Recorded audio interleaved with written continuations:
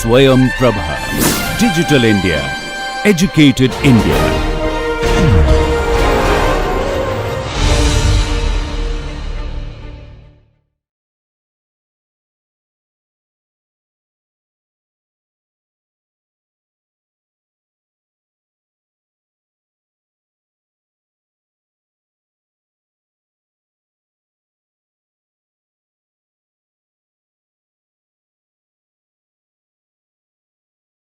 Hello and welcome to Marketing Management, a VUCA perspective.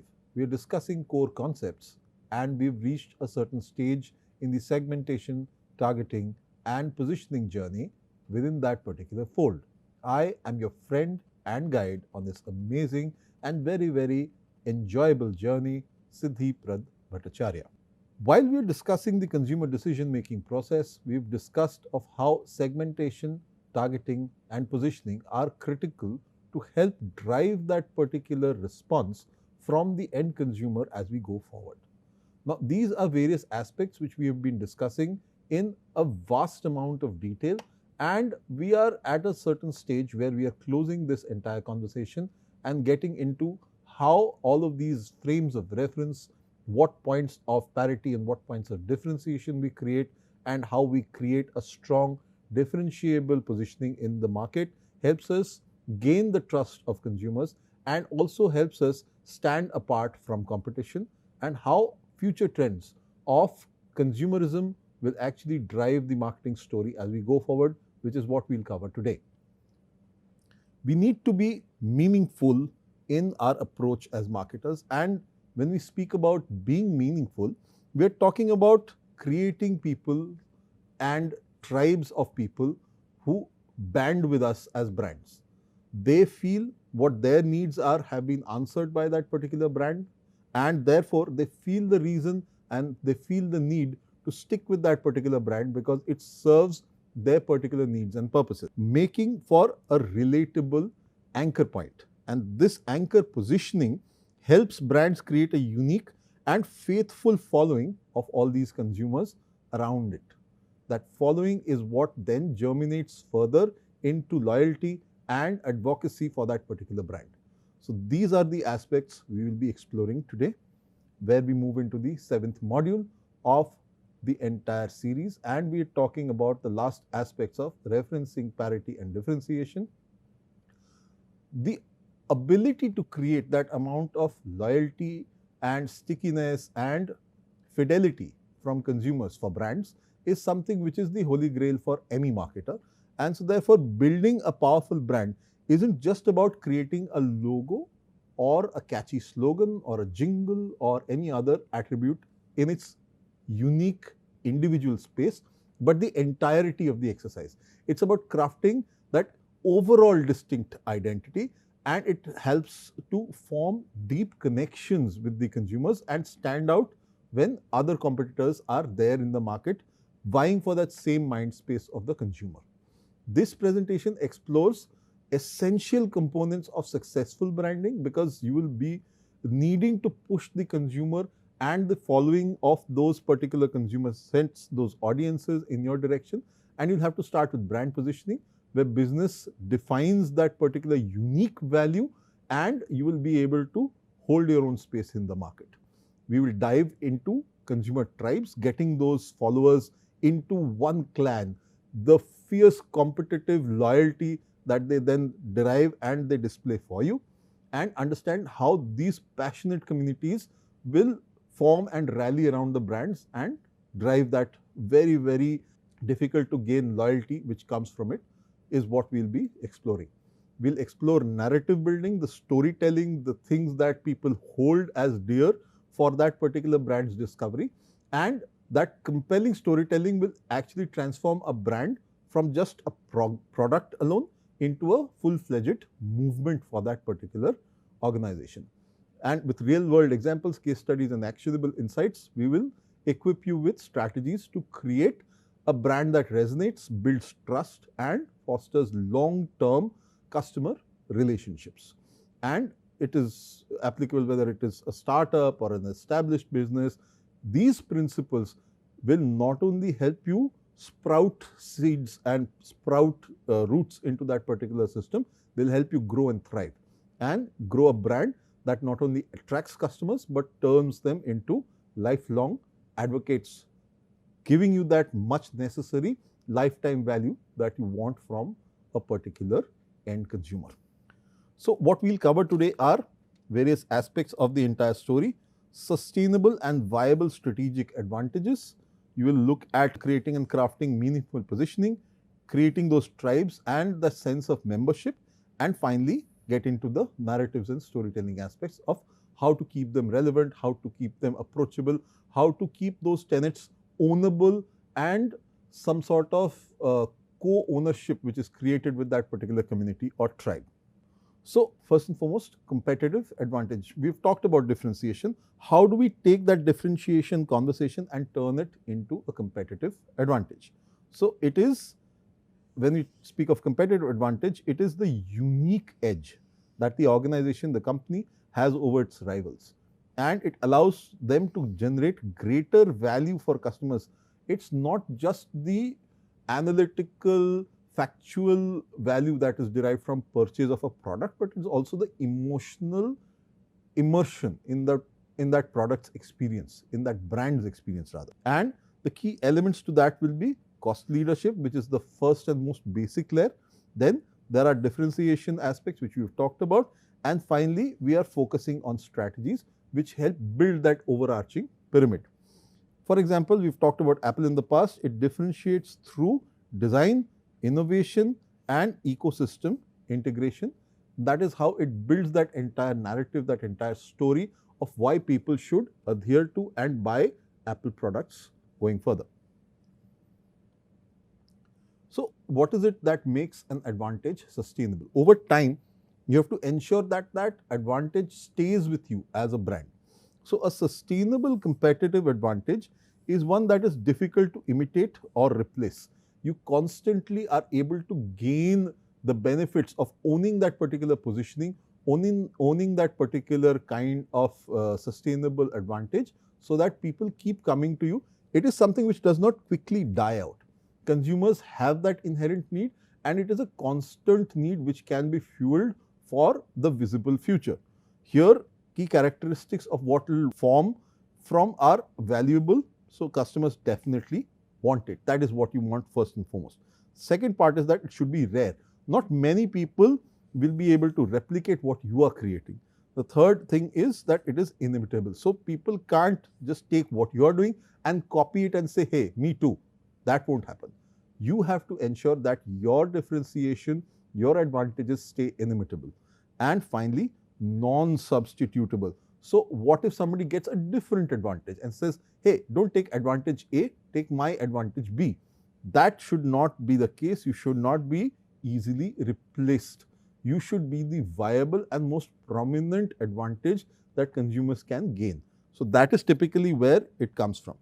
Coca-Cola's brand equity is a clear example of how that particular soft drink brand has been able to hold its own and has become the largest soft drink brand and behemoth for that matter in the entire world.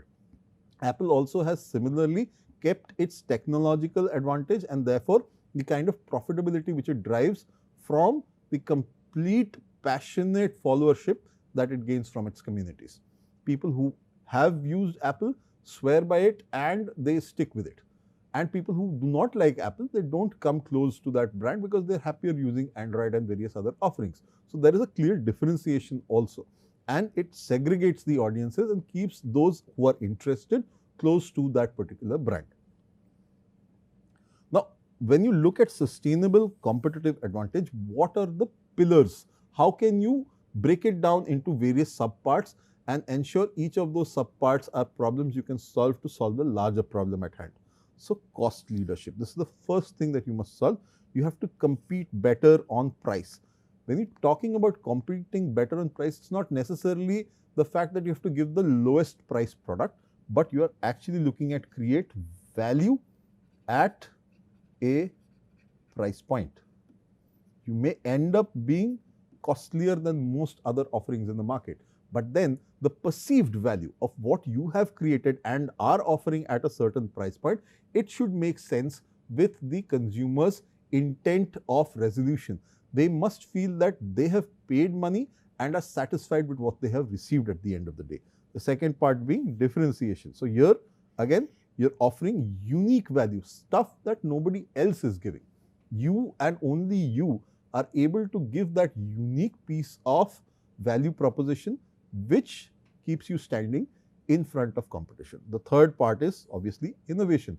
Because you are constantly revisiting, re-engineering, reimagining the way you are pushing your product out with refinements, with newer features, with more consumer feedback taken into consideration, you stay ahead with new ideas. And last and not the least, brand strength. Here you create customer loyalty which is lasting. It stays and stands the test of time. It continually fuels growth for you as a brand, and it fuels your capability to exact a certain premium from the market, which also ends up in your profitability. It also ends up in all the things that you want to do. The innovation is stoked with resources. Those resources cost money, and that money comes from you being profitable and being able to share a part of your profits back into the research, back into the innovation aspects of what you are creating. Now, when you're talking about cost leadership, first and foremost, there is a power of scale. You have made a product. Now, making that product, if it were just one unit, would cost you a huge amount of money, which is therefore the prototyping of it.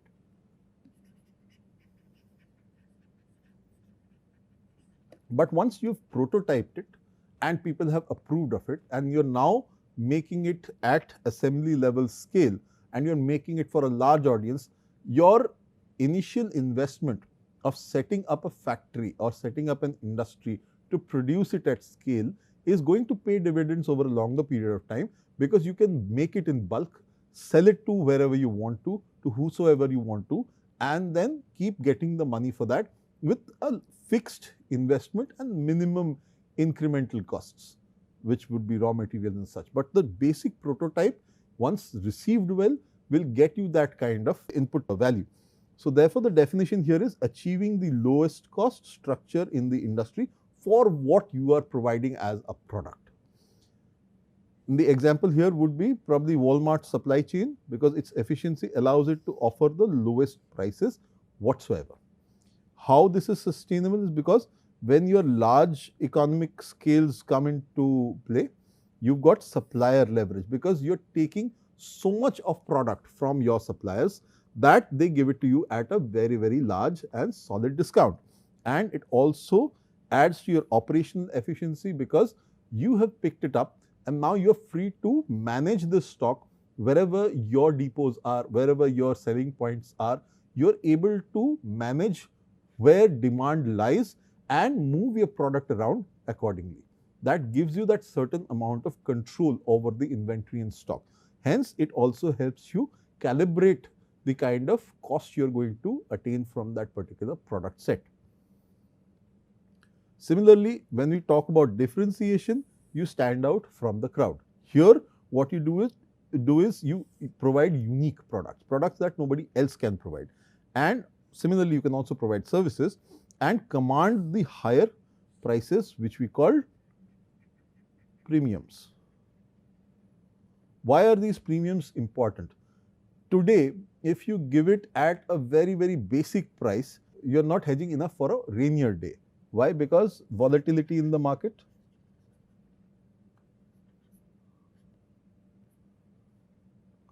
uncertainty,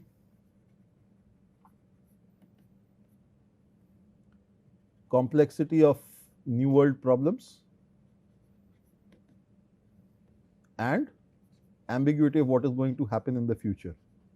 These all can suddenly come and beguile you, which we've been harping throughout the entire conversations that we've been having, the VUCA element. So you have to ensure that you're better prepared for such days. Your innovation far oversees the innovative capabilities of competitors. You are well ahead in time in terms of your resources, logistics and inventory planning. Your prices are managed in a way so that consumers keep buying you despite whatever shifts are there in the market forces. So all of these things are better managed when you have more pocket money. So therefore, the premium is what drives your ability to have that sufficiency within the organization. So your uniqueness of product helps you command that particular premium as well. For example, Tesla's premium electric vehicles with cutting edge technology do not have equals when it comes to all the EVs that are available in the market. So once you have that kind of capability, you are able to command that kind of price premium. And it is sustainable because there is a brand loyalty, your designs are innovative, they are ahead of the competition, and the experience which one gets from riding a Tesla is incomparable when it comes to any other regular EV brand. So there is superior customer experience. It's not just about sitting and driving in a car, it's about all the added benefits one gets when one buys a Tesla. So what drives all of these things? Innovation. It helps you stay ahead of the curve. How does it help you? In terms of definition, it is a continuous investment. The premium is what helps you make all of these investments in new technologies and processes so that you are far ahead of competition. Amazon's AI-driven recommendation engine and logistics network is a prime example of this. How does it do this? It looks at your purchase behavior and it recommends products as bundles or offers you options of what you are looking for in terms of other brands where it may have a certain edge in terms of the premium. So it molds your shopping experience to its benefit. You get home happy with a product that suffices your needs. Amazon goes happy with a higher premium. So all of these things are part of the AI capabilities Amazon has built into its marketing algorithm. And this is sustainable because constant research and development into the AI, ensuring that people's purchase behaviors are tracked better, and they have done it before than anybody else in the market. So the first mover advantage, and they have the largest numbers behind them. So hence the network effects. All of these factors come into play and help Amazon achieve a better premium, a better command over the price that they are able to get from the market, and obviously their supply chain takes care of the delivery aspects. So the constant innovation across all of these areas helps Amazon to stay further ahead than whatever else competition is doing. And then we move into brand strength or the power of perception. At the end of the day, we've talked about how your experiences in life over time, they get compartmentalized and they zip file themselves into small storage points in your mind.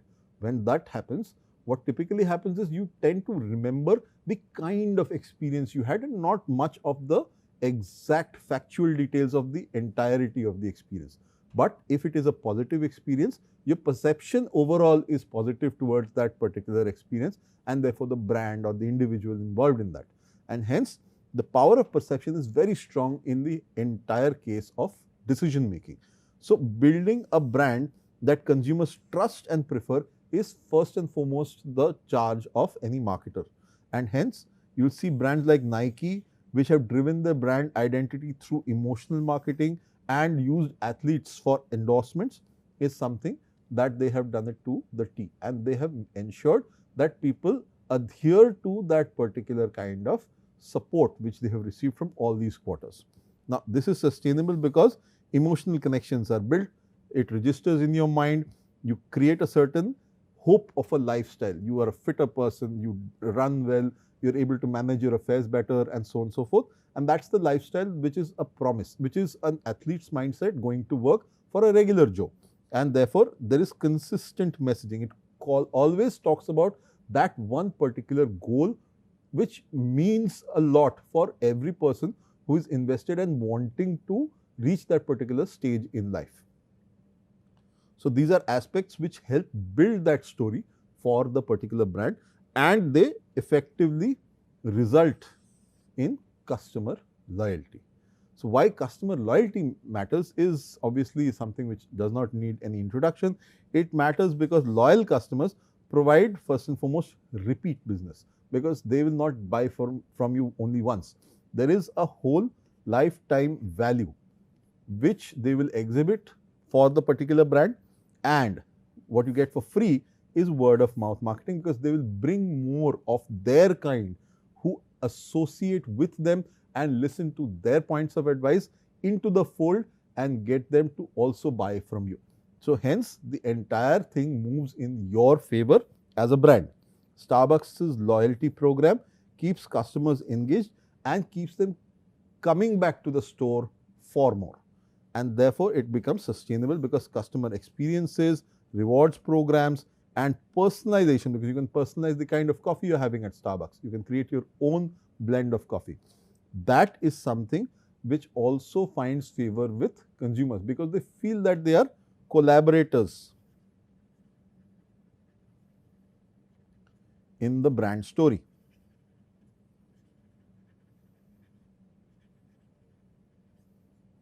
And that is very, very important to the kind of audiences that we are speaking of and the kind of experiences that they want to derive from their experience of getting up close and personal with that particular brand. Now, this is typically where you create communities, people who are ardent followers of a particular brand, and you create that little network around your brand. And this is a very sweetly hidden but highly capable competitive advantage, which is difficult to dislodge. What happens typically here is the value of the product increases because more people use it. So there is a certain faith that so many people use it, so hence it must be good. That again drives the perception, which again drives the loyalty, which again drives the trust. So there are lots of factors which push the need for people to invest with that one particular brand's experience. Example here, Facebook and WhatsApp.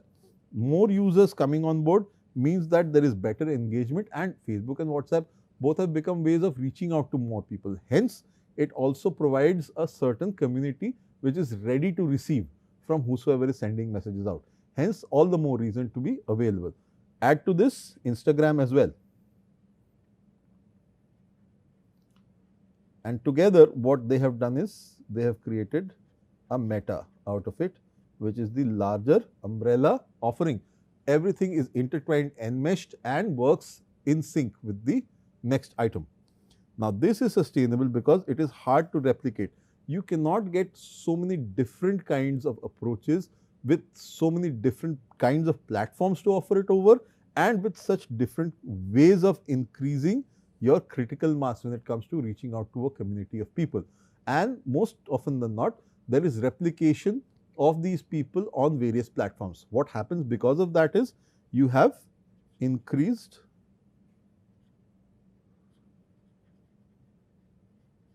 frequency of communication. What happens as a result of that? You get more and more people to participate, and more number of times your communication is seen by those different people at various points in time, whether it is first on Facebook, second time on Insta, third on WhatsApp, or any other combination of that. Hence, people see the same message, and the message over time starts to drill down into their minds and creates the beautiful little output called disposition. So people are better disposed to receiving your product, your brand, your message, your content, and what have you. Hence, this disposition is something which is the end product of more and more frequency of people seeing it, because it becomes familiar, and there is strength in familiarity.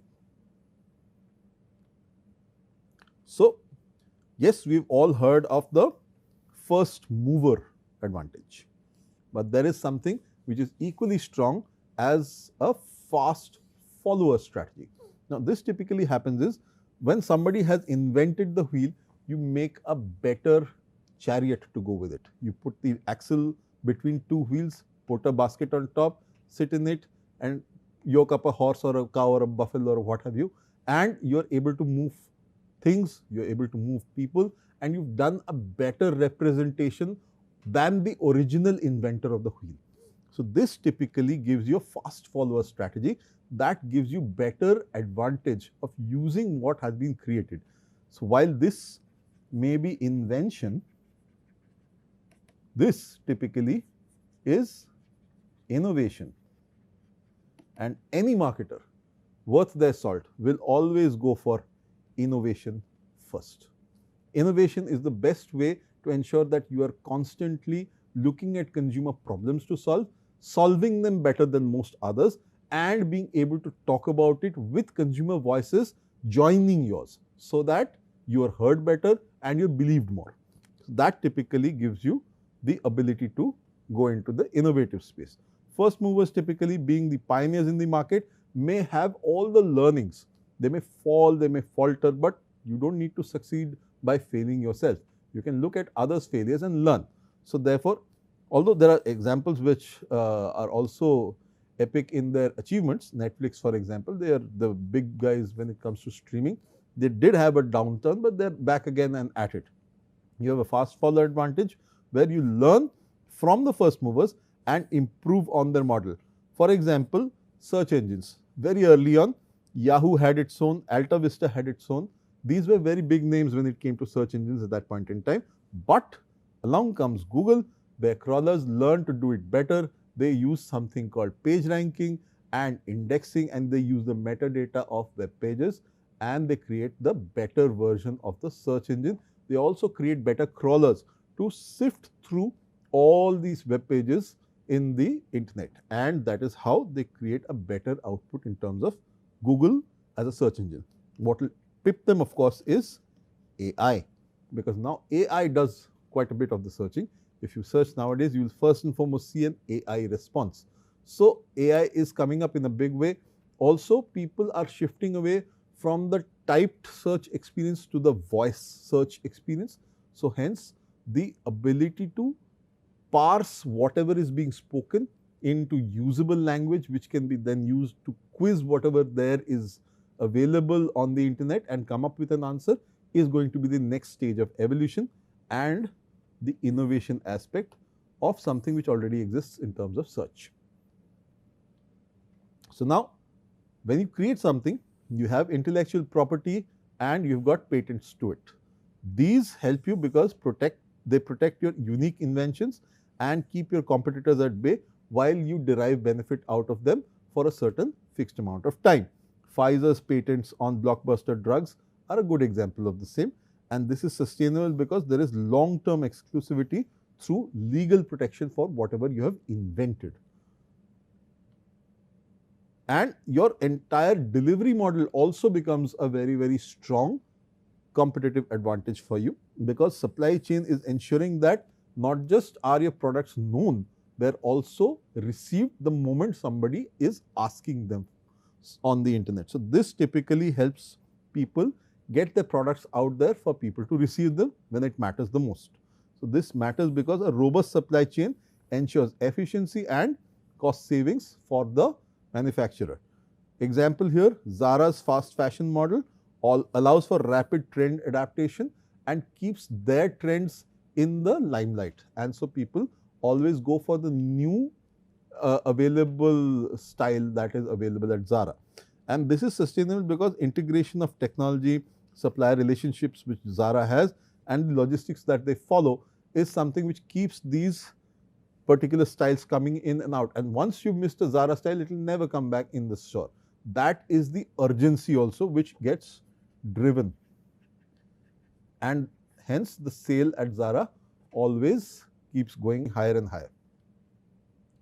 Now, like we spoke of earlier, data and AI, they will give you the next level of competitive edge because they are here to stay, and they will matter more and more because companies use data-driven decision-making platforms to outperform others.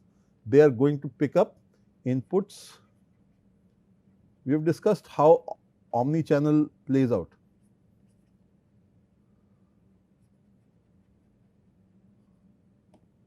Omni-channel marketing looks at both physical as well as online aspects across the customer's purchase journey, and it picks up various touch points to reach out to the customers and also collect feedback from them.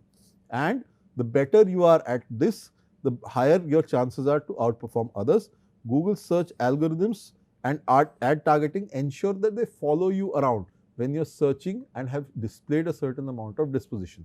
As your purchase journey is better, and so does Google's algorithm, they are able to pinpoint exactly how they want to reach out to you, how many times, and how to ensure that they don't bug you despite you having purchased a certain product. So at times earlier on, you would have seen that ads would chase you around for a product which you would have already ended up purchasing. This practice is waning now because they've been able to improve the algorithm which does the remarketing and retargeting of consumers. How this is sustainable is because they use proprietary data sets from consumers. They use machine learning to exhibit behaviors of individuals who are going through the purchase process, and AI based personalization to ensure that people are given exactly what they are looking for and not unnecessary external stuff. Amongst all of these things, one very, very critical format which will never change but will only evolve is culture and leadership. Culture both around the environment of the consumer and brand in their local areas.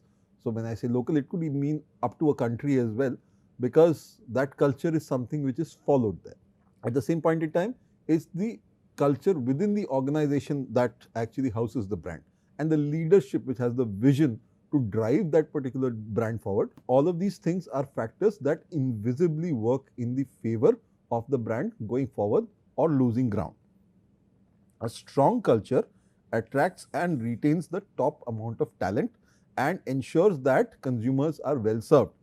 Netflix's freedom and responsibility culture drives innovation within the organization, and this is sustainable because it is hard to copy. In fact, it is so deeply ingrained in the company DNA that it becomes second nature to people who go to work for the organization.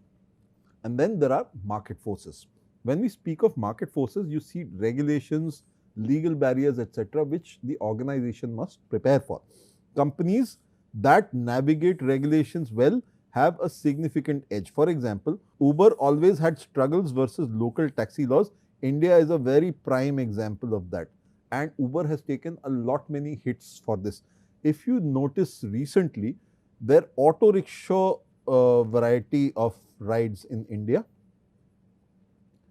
has gone totally cash on Uber. The reason behind this is that the auto rickshaw driver is a very, very small scale provider. That partner requires the easy pickings of cash coming to them, and from them it is then Uber's charge to pick it up and collect the share which they are due. So that gives them the comfort of gaining that money straight into their accounts.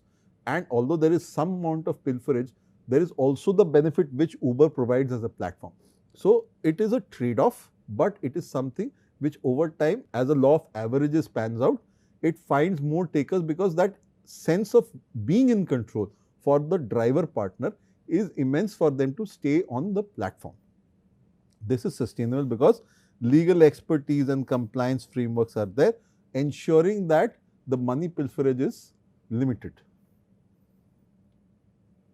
Now, in terms of what the world we are heading towards and how we are ensuring that we are keeping all these sustainability goals in play, these are things which one must do for the future as humanity as a whole and for corporate stakeholders, because they are part of that entire superstructure. Maybe they have more money than the individual on the street to be able to make a sheer amount of difference. So here it matters because consumers and investors favor sustainable businesses because there is a promise of being part of a movement, being part of an industry, being part of a consumeristic tradition which also aids the world around us, and we playing as consumers, we playing a part of contribution through that particular purchase of a brand to the environment and the world around us. Tesla itself, Patagonia, the clothing brand, they have commitment to environmental sustainability. Apple repurchases all its previously made phones and gives you a rebate on its phones which are purchased, and they repurpose the elements which are present inside, the gold, the nickel, the cadmium, the lithium. All of these things have a certain threshold of repurposing within Apple's formats. So all of these things are part of the sustainability drive of organizations and brands. Brands which do this create a very clear government and consumer level incentive based differentiation, which is incentive which can be passed on to the end consumer as well. So, these are aspects which bring brands up to a certain level of deference from others. The real world case study in this case, like we spoke of Apple, they have differentiation by design and user experience. In terms of brand strength, the loyalty and prestige that they enjoy is incomparable when it comes to electronics. And their innovation story of M1 chips and privacy focus, which is what they are trying to also communicate on their pieces of advertising, is something which gives them that edge. Remember, they never speak of features. They don't speak of features at all. Instead, what they speak of is possibilities. So, campaigns like shot on iPhone or privacy, that's iPhone. These are campaigns which talk about the end result, the benefit that the consumer gets, without boring them to death about all the innards and the peculiarities of the subject matter. They make it simple for them to understand. They show picture, it is brilliant to look at, and that brilliant picture is what you can shoot on an iPhone because it has been shot on an iPhone. They've even made feature films which have been shot entirely on an iPhone, and that is the best advertising you can do because they got great filmmakers to make those, and so therefore the output itself speaks volumes. This is the kind of advertising or content building that brands must do in order to capture the mind space of consumers. So, key takeaways and actionable strategies from this are: you identify your core advantage, which has tenets of cost, differentiation and innovation.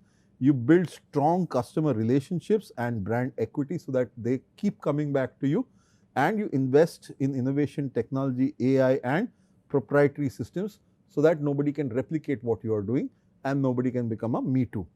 You have continuously an advantage which you are evolving and adapting so that you are ahead of industry trends. So, this is the entire structure through which you can keep expanding and fighting competition as you go forward. Now, smaller businesses typically face these challenges, and let us look at smaller businesses because they provide a very key insight as to how to manage this entire scenario. Now, the biggest challenges for smaller businesses is that they have limited budgets, they have fewer resources at hand, and obviously bigger brands are there, so the sharks are around and the minnows are trying to run away from them. But despite all of these things, success for them is also possible. Many brands start small and become industry leaders. Apple started in a garage, so did Amazon. So, the keys to success here are keeping a focus and consistency along with the creativity to think better, sharper, newer and probably more impactful solutions to whatever the consumer problems are. And you have to have before and after brand growth examples. For example, old and new logos of successful startups. You can look at how they have shifted in the thinking, and you can actually look at how they have actually improved their entire journey from where they were to how they are today. The mindset, the thinking, all of these things have improved. So, when you are branding for small businesses, you compete effectively. You should focus on unique product or service advantages, encourage customer trials, because by getting them to try, you are building the experiential pipeline, and those experiences come in handy when people try and recall who it was that provided them that experience. Build a strong brand identity which is stark, which is remarkable, and people remember you for it. You leverage digital marketing so that you are able to tap into conversations and get feedback at various stages in the entire life cycle, and you also are able to engage with the loyal brand communities that you create and give a cohesive branding strategy as an overarching response. Why do you need a compelling product or service advantage? Because consumers need a clear reason to choose your brand over others. For example, Dropbox, they simplified file storage with an easy single folder system, and wherever you drop anything onto Dropbox, it automatically gets synced over the internet and it is ready to be sent wherever, and you have the app on your phone. so you can get quick access to whatever you have put up on your Dropbox. And how does this work? Identifies what makes your product and service unique. It highlights the tangible benefits, and there is proof. So demos are there, testimonials, case studies, all of these things work in your favor to showcase that some people have benefited from it. They may have similar problems to other people who are prospects or part of that same consumer universe, but may have not fully tried your services. So that is exactly when they also get a knock and say, oh, somebody else has benefited, why can't I? And so they also jump into the entire consumption bandwagon. So you have to encourage product or service trials. People trust what they experience. If you put your finger in fire, it will get burnt. Next time you won't do it. So that experience gives you a learning which remains with you for longer. And there are ways to encourage the trial. You put out free samples, so you get candies, lets customers taste before buying. Free trials and demos, for example, software companies offer 30-day trials. Interactive experiences, you've seen this at malls, where you get test drives, pop-up stores, etc. coming up, and people can experience the product in first person. So you have to again focus on one or two strong brand associations which you build into these experiences. What is now a brand association? It is a key idea or feeling which people associate with your brand. Some research will tell you exactly what people are feeling, and if it is negative, this is an opportunity to turn it into a positive. How? Volcom has done it, youth against establishment, and they have established itself as an identity in sportswear. You choose 1 to 2 unique values to emphasize and then reinforce them in all your marketing messages. In fact, romanticize them. Earlier, what Nike did has been taken up better now by brands like Under Armour. And Under Armour has actually taken unsung heroes and brought them out to the fore. And that is typically its growth story in the entire sportswear kind of arena. The cohesive digital strategy is also important nowadays. Why is it so important and crucial? Because it levels the playing field for small businesses, typically because smaller businesses can get visibility, because on digital, if you are able to bid for the right keywords and you're able to understand what makes the world turn for the end consumer, you're able to tap into those audiences despite having lower budgets. It increases the brand visibility without having to splurge too much, without huge budgets. And for example, you've got urban apartments which built a strong online presence with blogs, social media and community networking, creating the necessary impact. And then they did very little advertising but still got a lot of traction. You have to leverage SEO, your search engine optimization, the backbone on which Google actually searches for data and puts your page up there for people to see. You have to utilize social media and content to tell real believable stories, and then you push all of these out there through sponsored online ads. You build a website as a central landing point where every conversation finally comes, and it has that strong brand voice. You put blogs out there which point back to it. There's a lot of linkage which creates it, and at every possible place you engage with the customers and you are consistent about your online interactions. So that is how you keep the entire conversation stoked and people coming your way throughout. So when you do these things, you also add a little bit of pizzazz, you add a little bit of buzz. You do certain things which are unexpected, which disrupt the general thought process and keep this loyal brand community interested, which also gives you a lot of word of mouth. Because once you've got the community going and you do something which is nice, interesting and talk worthy, this community is the one which will explode with these conversations and get more fence sitters into the conversation. And how you can do these are through social media engagement, PR, influencer collaborations, low-cost promos and sponsorships. So you can have the necessary visibility and people rally around that. Your likers will actually do that. Evernote is an example of this. It was a platform where you could put all the notes which you would take up and it would store it. It built a very strong brand community through passionate power users. Power users were people who spent and took space on it, and they would actually showcase what they would do with all that space they had bought on Evernote, and how they would keep tracks and records and everything, so that they could utilize those pieces of data later on. And that brought in more and more people who were regular unpaid users and turned them into power users. So this is typically how a community sold more of the product to fence sitters. So when you do this, you have to have a well integrated set of brand elements. You need to be identifiable. You need to be seen very clearly for who you are, what you can do, etc. And what are these brand elements? You have to have a nice logo. You have to have a fixed set of colors. You can't suddenly appear one day wearing parrot green, the other day wearing vermilion, and third day wearing fluorescent blue. You have to have a fixed set of identifiable colors so people know that this is you and no other. Your packaging has to speak of the kind of taste that you have, the kind of aesthetic sense that you are deriving. Your brand name must be clear, and you may have a tagline which closes what you are doing in a succinct way. So why are these things important? They create recognition. People remember you for who you are, what you do. And those experiences are, if you remember, the emotional connections, and people remember you with a certain amount of fondness. Hence, they are familiar, they keep coming back to you for business, and they bring more of their own with you. Smart Food Popcorn did it in a way. They didn't ever put out ads, but they got innovative packaging which grabbed attention. In India, if you see 4700 BC, which you will find at PVR Inox,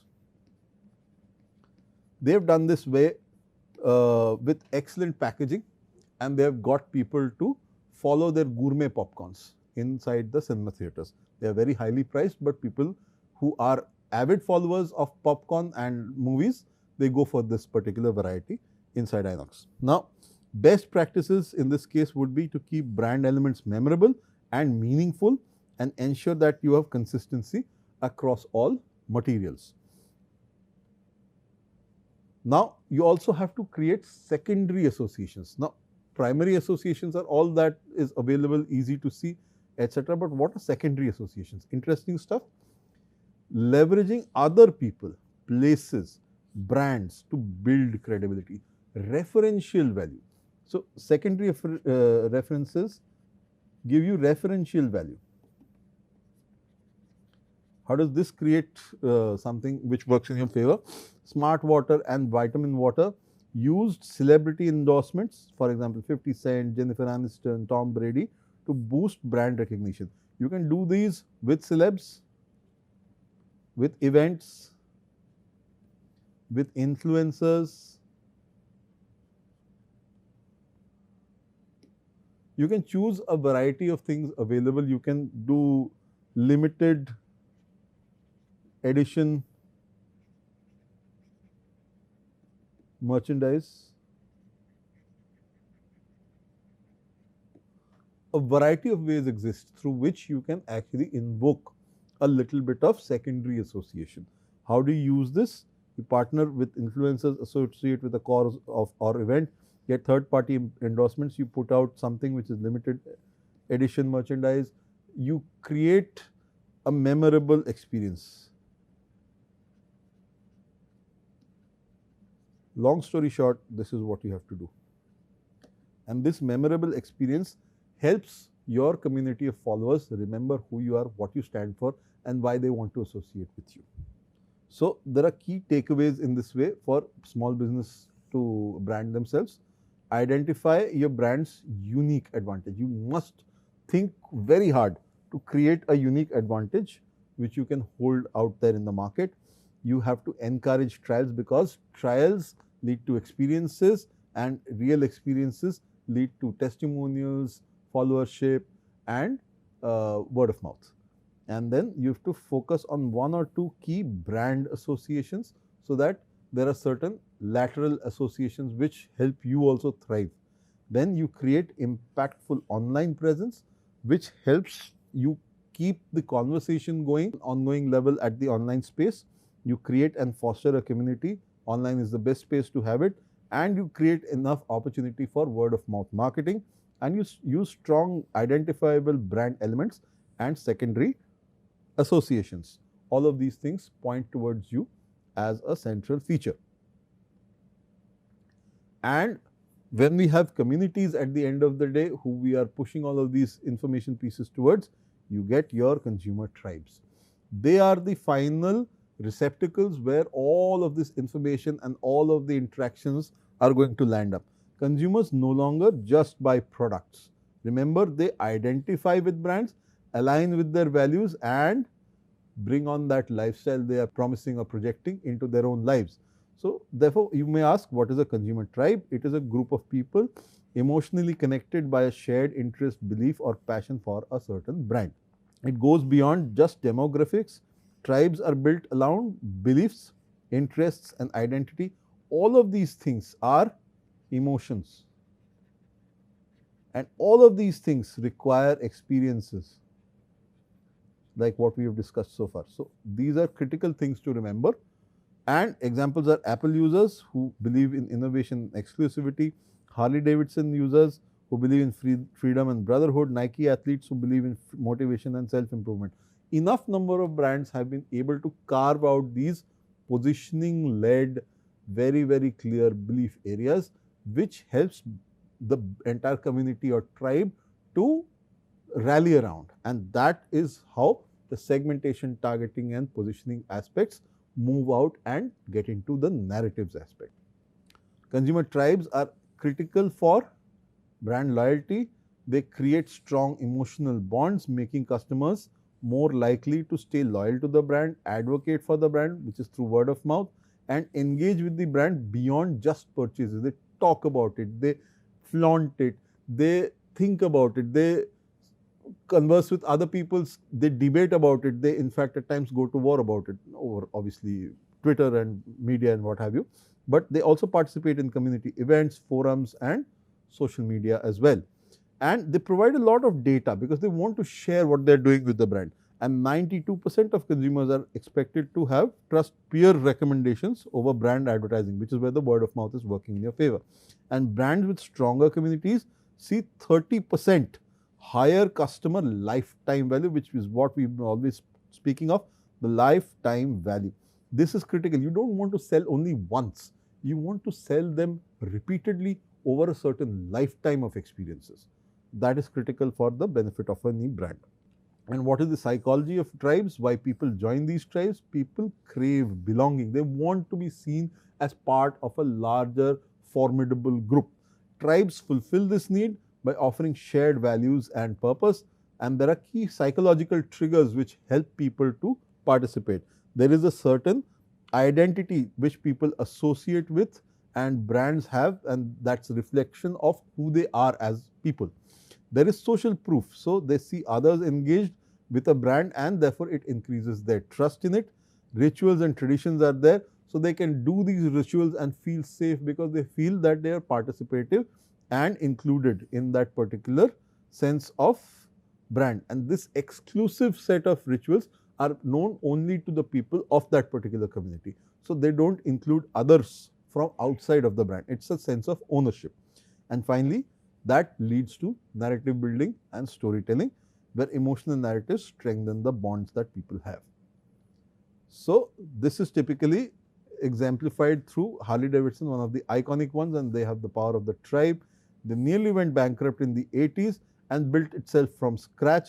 They created a lifestyle around the biking exercise by creating Harley Owners Group, HOG. And the identity elements were freedom, rebellion, brotherhood, and they got 3 million plus members in the Harley Owners Group, internationally speaking. So, riders became lifelong brand advocates, tattooing the logo on their own bodies. So, this is the extent to which tribes can get wedged into people's lives. So, when you are building a consumer tribe, there are 5 key steps. Define what is your brand's core belief. What does it stand for? So, in the case of Patagonia, it stands for sustainability and environmental activism. Find and engage your early tribe members, the first people who will join them. Who are they? Who are the most passionate customers? And you then encourage them to share their experiences, because their experiences will find relatability with others. Create certain rituals and traditions, because the more you create these become exclusive experiences. events or products and deepen the engagement for other newcomers. You leverage user generated content because then you get customers to collaborate. And consumers trust this content from real people rather than something coming from brand marketing. Then you tell a consistent and emotional brand story where stories align with your tribe's values and aspirations, what you've defined above. How storytelling therefore strengthens the brand loyalty? Stories matter because stories have 22 times more facts alone than what people remember otherwise. And the emotional connection helps create deeper loyalty for that particular brand. Some elements of a great story, there is a hero, which could be in this case the customer, not just the brand, conflict, the challenge, which the problem is that they are facing, how it is getting resolved, how your brand actually helps them overcome it. And example is Nike's Just Do It campaign. So here real people are shown overcoming challenges and inspires the audience to take the action, and Nike becomes the enabler for the same. Brand rituals can be put into play, regular practices that enforce brand identity. Starbucks creates writing of names on cups, seasonal drinks, etc. CrossFit promotes unique fitness challenges and competitions. Lululemon puts in-store yoga classes and ambassador-led events. And why they work? Because obviously people look up for these events happening and they come, they take time out to engage with these, and they make a certain club class experience for the customers. So they feel exclusively invited, not many other people are, and then throng with their kind of people, and it creates a reason for repeat interactions. And finally, you get down to creating digital communities and social media for tribal growth. Digital gives you that edge because 76% of consumers expect brands to engage in online communities because that's the done thing nowadays. You create a branded hashtag, you can put, like we speak in short on iPhone, you can encourage user generated content, and you can share your experiences on that, engage and not just promote. So respond to comments and host discussions and put out exclusive contents and rewards where special offers are given for community members. Tribes will always evolve and the core principles will remain. You have to be authentic and purpose driven. You have to keep new emerging tech into the fold and have decentralized brand community. Let them create more things and let it all be a shared experience so that they are personalized also. And membership models can be put into place. You have got Prime, Nike Plus, Sephora Beauty Insider, etc. Metaverse communities can be created, so you have virtual extensions of the experience. And takeaways here are that brands that foster genuine connections will win in the longer run because the experience is what keeps people on board for longer. So branding is not just about selling products, it's about creating meaning. We've been talking about brands having to become meaningful. So the tribes are amplifying this particular thing by fostering communities that connect over shared values and reinforcing why brands matter in people's lives. Businesses which use this, they have loyalty from consumers, which translates into sustained engagement, advocacy, and long-term success. And brands that do this, they inspire, unite, and tell compelling stories that not only thrive but become an irreplaceable part of people's lives. So, with that, we come to an end of this entire segment. We'll catch up next time with certain case studies where we'll take you into how certain brands have done this in the best way possible given the circumstances. So until next time, I shall see you.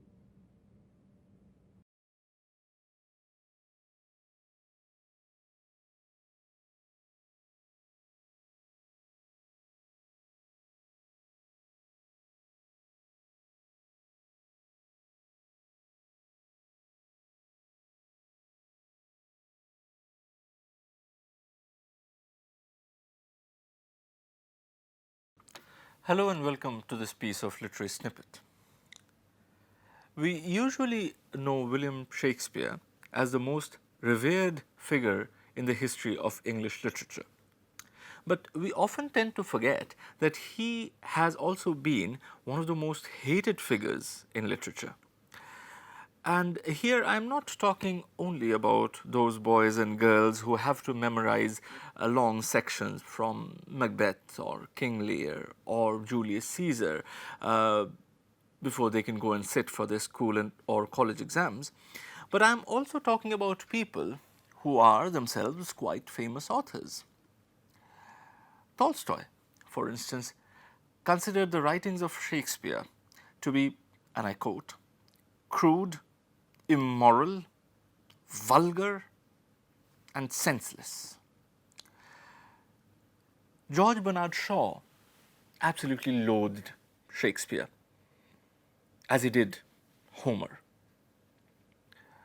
But perhaps no other criticism about Shakespeare is more damaging than the one which says that Shakespeare is a marvelous storyteller, provided someone has told him the story earlier. Now, this piece of criticism is particularly damaging because it is true. None of Shakespeare's plays contain any original story whatsoever. They are all written using pre-existing materials, pre-existing stories. Now, does that diminish the stature of Shakespeare as a dramatist? Well, I'll leave that for you to decide. See you in the next episode of Literary Snippets.